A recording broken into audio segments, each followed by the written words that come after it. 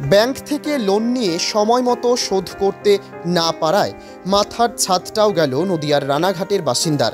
রানাঘাটের এক বিল্ডিং ও rice mill ব্যবসায়ী সুজিত ঘোষ এসবিআই ব্যাংক থেকে আনুমানিক প্রায় 1 কোটি টাকার মতো লোন নেয়। ব্যবসা খারাপ থাকায় সময়মতো লোন পরিশোধ না করতে পারায় আজ এসবিআই ব্যাংকের কর্মী ম্যাজিস্ট্রেট সাহেব সাথে রানাঘাট থানার বিশাল পুলিশ বাহিনী সুজিত ঘোষের রানাঘাটের দৌচৌধুরী পাড়ার 2টি ফ্ল্যাট দখল নেয়।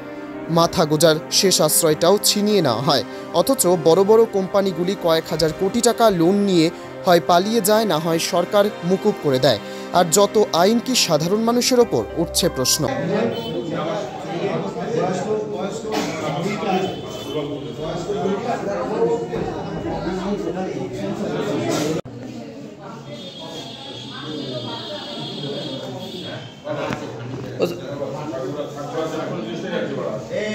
কাজ কে যেন ক্যান্সারের ভয় পাচ্ছিল, ঠিক আছে?